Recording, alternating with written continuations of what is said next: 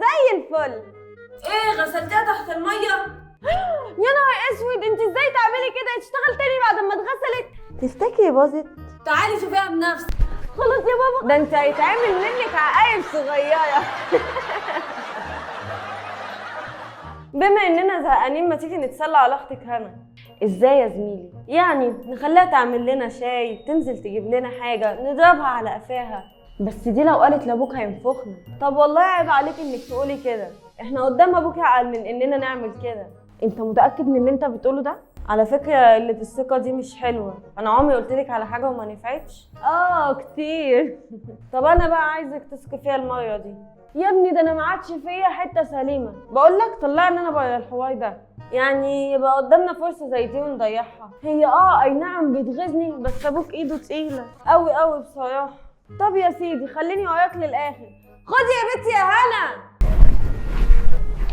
انزلي هاتلنا حاجه من تحت. وانا مالي، انتوا اتشليتوا؟ انتي بتقولي لنا احنا كده؟ طب تعالي.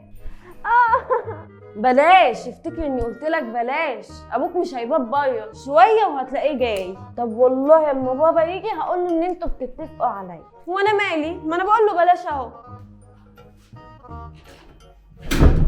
الحقني يا بابا.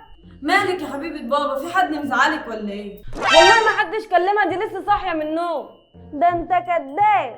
في ايه بس يا حبيبتي؟ تعالى وشوشك. هتجيب 100 جنيه ولا اقول وقفاك يا حماي؟ لا ده انت حبيبتي. ربنا يهديكوا على بعض. اهو جيت نتسلى شويه بقى، دي مش طفله ابدا، دي مرات ابونا.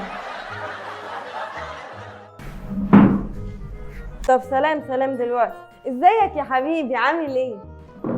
الحمد لله كويس. اصل انا سمعت اسمي ياسمين. مين ياسمين دي؟ دي واحده صاحبتي بسالها على حاجه، بس ده سر محدش يعرفه. ما تخافش، ده نمك سترك وغطاوه. يا ماما عيب عليك.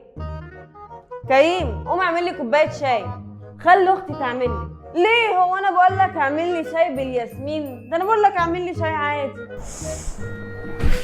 وبقول لك ايه كمان، في عندك كام طبق في الحوض؟ اغسلهم بالميه عشان مش قادره اغسلهم. اطبقي يا ماما. امال اختي فين؟ ده في كمان عندك جوه منزل بريحه الياسمين. عامل ايه يا كريم؟ الا قول لي الياسمين عامل ايه؟ مين ياسمين دي يا ولد؟ دي صاحبه كريم. ادي اخرة انك تعمل لامك على سر. يا